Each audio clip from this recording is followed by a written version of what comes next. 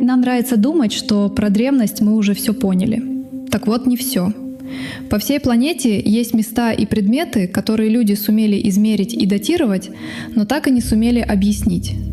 Таких загадок десятки. Мы собрали 5 находок, вокруг которых до сих пор остаются открытые вопросы. И чем дольше их изучают, тем меньше понятно, что перед нами. Начнем с Китая. Восток страны, провинция Чжэцзян, лето 1992 года. 4 фермеров сложились на насос. У их деревни несколько круглых прудов, темных и глубоких, и местные веками звали их бездонными. Один такой пруд мужчины и решили осушить. Затевали все, кстати, ради рыбы, чтобы окупить насос. Рыбы в пруду не оказалось. Насос качал воду 17 суток подряд. Дна они так и не нашли. Из воды показался каменный потолок. Пруд оказался входом в огромный зал, вырубленный прямо в скале, высотой с 9-этажный дом. И зал был не один. За пару месяцев на холме вскрыли 24 такие камеры. Общая площадь полов больше 30 тысяч квадратных метров. Своды местами до 30 метров. Стены сверху донизу в ровных параллельных бороздах. Все под одним углом. Один и тот же почерк во всех залах. Камеры стоят вплотную. Между некоторыми стенков полметра, но ни одна не соединяется с соседней. Внутри оставлены опоры из той же скалы, чтобы держать потолок. То есть работали по расчету, а не наугад. Порода тут мягкая, осадочная. Ее и правда можно резать вручную. Но линии настолько ровные и одинаковые, что часть исследователей видит в них уже не след работы, а узор. В донных отложениях нашли керамику эпохи Западной Хань. Это не дата постройки, но она говорит о главном. Комплекс существовал уже около 2000 лет назад. Работа тут огромная. 1000 людей, годы труда. В Древнем Китае такое всегда означало приказ, налог и запись в хронике. А хроники фиксировали гораздо более мелкие стройки. Про Лунью в них нет ни строчки. Но главный вопрос даже не кто и когда. Главный вопрос – куда делся камень? Из горы вынули около 1 миллиона кубометров породы. Это больше трети пирамиды Хеопса, только вынутой изнутри и унесенной прочь. А рядом с холмом нет ни одного отвала. Версий хватает. Каменоломня, зернохранилище, казармы, гробница. Но у зернохранилища и казарм были бы проходы между залами, а тут проходов нет. Что именно здесь делали и куда дели раздробленную гору, спорят до сих пор. И вскрыли пока не все. Часть таких же затопленных полостей на холме так и стоит под водой. Кстати, 2000 лет под водой их же и спасли. Скрытые от воздуха и от людей, борозды и колонны дошли до нас почти нетронутыми. Теперь в Германию. И от гигантских залов к предмету, который можно взять в руки. Как выглядит самое старое изображение звездного неба в мире? Скорее всего, не так, как вы подумали. Это диск размером с большую тарелку, отлитый из темной бронзы. И его чуть не продали черным копателям. В 1999 году 2 мужчин с металлоискателем незаконно выкопали его на холме Миттельберг вместе с бронзовыми мечами, топорами и браслетами. 3 года диск ходил по рукам скупщиков, пока его не выманили хитростью. Сотрудник музея под видом покупателя назначил встречу в отеле в Базеле, и торговца взяли с поличным. Только тогда ученые впервые взяли диск в руки. Тех 2 с металлоискателем потом судили. Копать и продавать древности в Германии незаконно. По темной бронзе золотом выложены круг, серп и россыпь точек. Полный диск Солнца или Луны, узкий месяц, десятки звезд. Одно скопление из 7 точек похоже на Плеяды. Диаметр около 32 сантиметров, вес чуть больше 2 килограммов. По краям прежде шли 2 золотые дуги, одна со временем отломилась.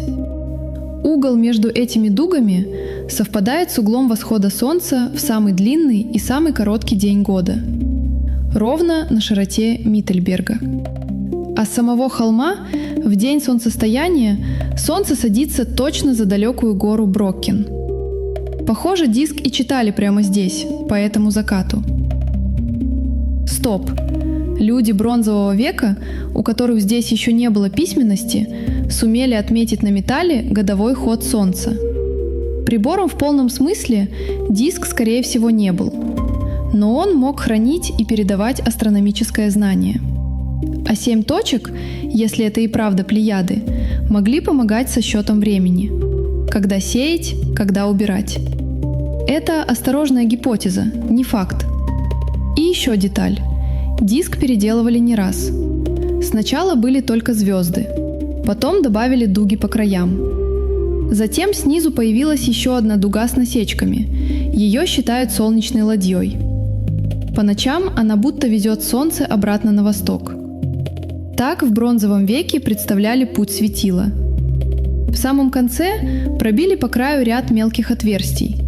Что они означали, до сих пор не ясно. С датировкой диска тоже не все просто. Основная версия уводит его примерно в 1600 год до нашей эры, в бронзовый век. В 2020 году часть исследователей заявила, что диск на 1000 лет моложе и вообще не из того клада. Другие ответили разбором меди и золота и отстояли раннюю дату. Спор был громкий, но большинство ученых осталось на их стороне. Это около 3500 лет. Кстати, тот же металл выдал целую торговую сеть. Медь на диск пришла из Альп, а золото по анализу с запада Британии, из Корнуолла. Ценности возили через полконтинента. Сейчас диск хранится в музее города Гале. В 2013 году его внесли в реестр ЮНЕСКО «Память мира» как древнейшее известное изображение конкретных явлений на небе. Это не всемирное наследие в привычном смысле, а отдельный список важнейших документов человечества. Странно другое. Такую вещь с годами наблюдений внутри в итоге разобрали, сложили с оружием и закопали в холм. Зачем прятать в землю такое знание, никто уверенно не скажет. Третья находка ждет в Иудейской пустыне, у Мертвого моря. 2 человека смотрели на один и тот же лист меди и видели разное. Один видел карту настоящего клада, другой — сказку. Их спор не закрыт до сих пор. Лист достали в марте 1952 года в пещере у Кумрана. Работала французская и иорданская экспедиция. Среди сотен свитков из кожи и папируса этот был один такой. Выкованный на меди длиной почти 2,5 метра. Буквы не написаны, а выбиты с обратной стороны. Примерно по 10 ударов на знак. Текст оказался не молитвой и не законом. Это каталог тайников. 64 записи. Где зарыто, как добраться, сколько лежит. Локти отсчета, ступени, приметы вроде водостока или гробницы. Все как в настоящей инструкции кладоискателя. Одна запись, например, велит спуститься в старую цистерну и отсчитать несколько локтей под ступенями. Другая указывает на гробницу. Звучит как рабочая карта, только ни одна привязка так и не сработала. И почти везде золото и серебро, счетом на таланты. Есть и странность. В нескольких строках по непонятной причине вставлены греческие буквы. Что они значат, не разгадали. Сколько всего спрятано? Здесь нужна осторожность. Пересчет древних талантов спорный. Да и числа в тексте читают не одинаково. Оценки расходятся от десятков тонн драгоценного металла до, по самым смелым подсчетам, сотни с лишним. В любом случае, это состояние целого храма. Из почти 900 кумранских свитков только он один без молитв и пророчеств. Чистая опись. И только он выкован на металле. По одной из расшифровок там спрятано около 26 тонн золота и 65 тонн серебра. А последняя, 64-я запись, указывает на второй документ, спрятанный отдельно. В нем, если верить свитку, есть уточнения и недостающие мерки. Этот второй свиток не нашли до сих пор. Развернуть свиток не вышло, окисленная медь застыла и крошилась. В середине 50-х его отвезли в Манчестер. Там лист распилили крохотной циркулярной пилой на 23 полосы. Только после этого текст прочитали. По форме букв его датируют серединой 1 века нашей эры, незадолго до того, как римляне разрушили второй храм в 70 году. Тот спор двух людей выглядел так. Один из первых исследователей считал свиток фольклором, красивой легендой про спрятанные богатства. А его коллега был уверен, что клад настоящий. Он не просто верил, он снаряжал экспедиции и в 60-х копал в пустыне прямо по свитку. Не нашел ничего. Этот человек вообще любил громкие заявления и со временем рассорился почти со всей командой. За 70 лет эти места прочесали металлоискателями и георадарами десятки раз. Ориентиры 2000-летней давности перестали сходиться с местностью. Холмы осыпались, постройки исчезли. Ни один тайник надежно не опознан. Сравните. Как если бы сегодня человек выбил на титановой пластине список своих сейфов, спрятал ее в скале, а через 2000 лет по этим приметам не открыли бы ни одного. Меня в этой истории занимает одна деталь. Медь в ту эпоху добыть и обработать труднее всего, а каждую букву выбивали десятком ударов. Стал бы человек так стараться, чтобы навечно вырезать в самом дорогом металле список того, чего нет? Может, и стал бы. Но вопрос честный, а ответа пока нет. Сам свиток сейчас лежит в музее в Омане.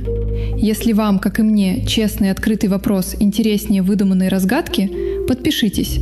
Впереди только страннее. Возвращаемся в Китай, но намного древнее. Есть бронзовая маска, у которой зрачки вытянуты вперед цилиндрами. Они торчат из лица на 16 сантиметров.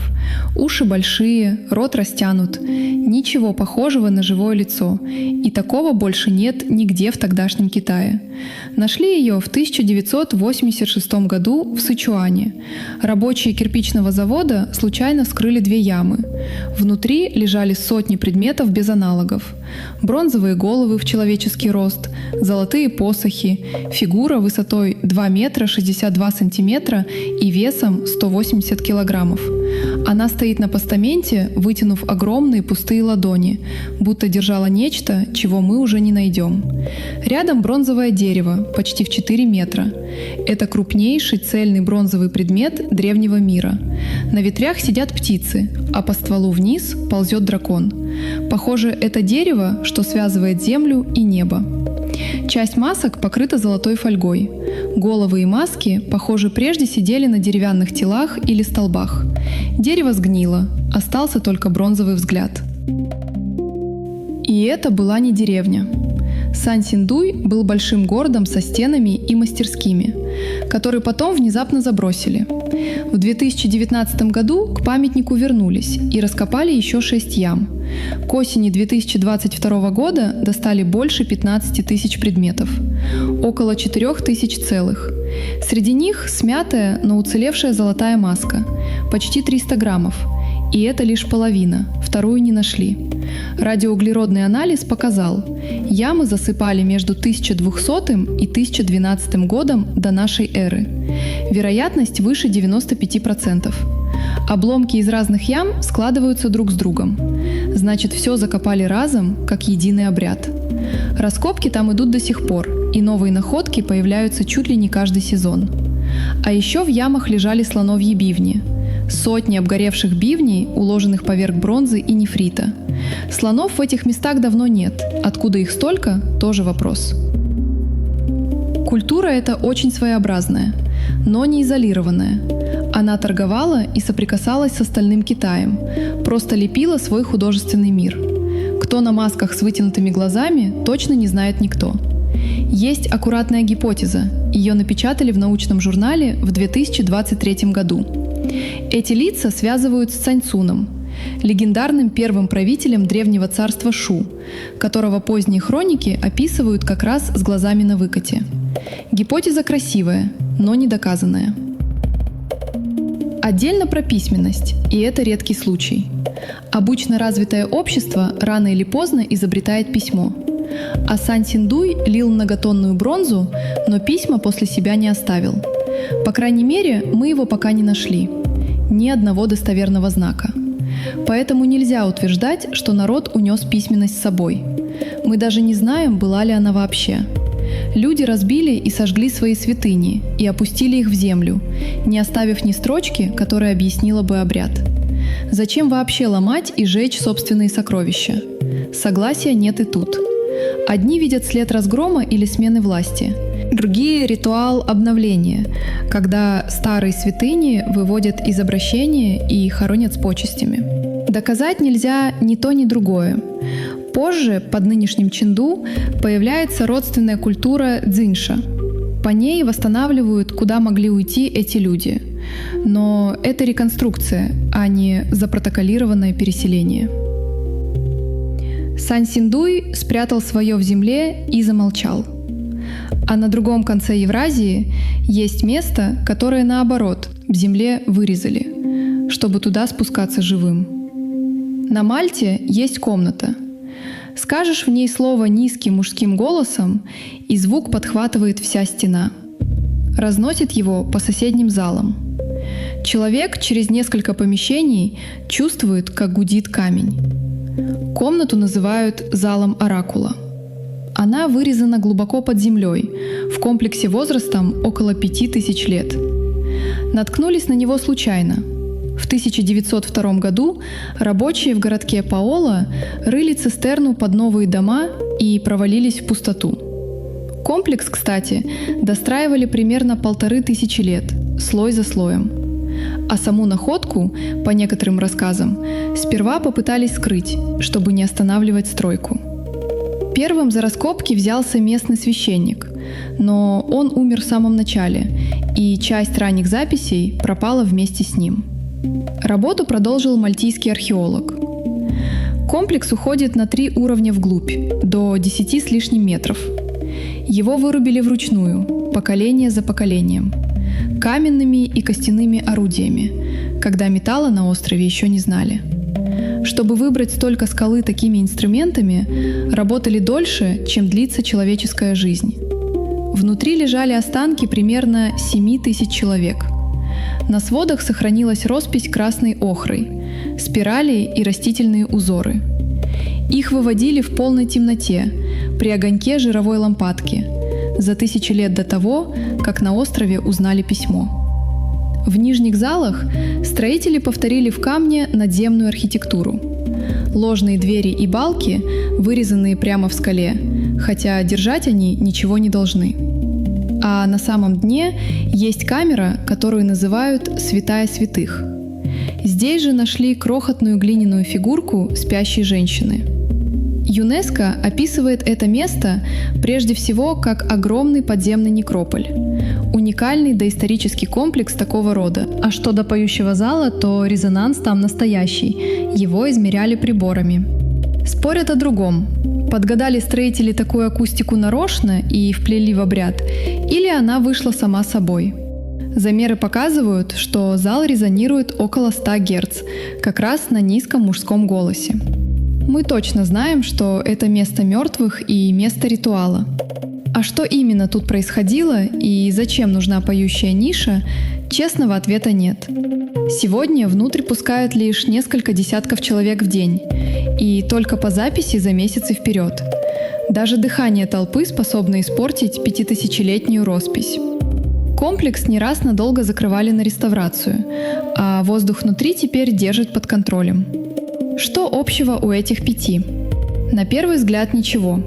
Пещеры в Китае, диск в Германии, свиток у Мертвого моря, маски, некрополь на Мальте. Но общее есть. Про каждую мы знаем очень много. Сколько ей лет, из чего сделано, как сделано, где нашли. Тут наука сработала честно. А потом упирается в стену. И это не та стена, где просто мало данных. Это стена, где данные заканчиваются совсем. Резонанс зала на Мальте мы измерим до последнего герца. А спросить у тех, кто его вырезал, зачем, уже нельзя. Их нет 1000 лет. Наверное, поэтому эти истории и не отпускают. Они не про камень и не про бронзу. Они про людей, которые стояли там же, где стоим мы. У них были свои мысли, свои причины. А какие, уже не спросить. Так какая из 5 поразила вас сильнее? Пропавший камень Лунью? Закопанный небесный диск из Небры? Серебро, которого нет. Напишите свою версию в комментариях. Читаем все комментарии с большим интересом.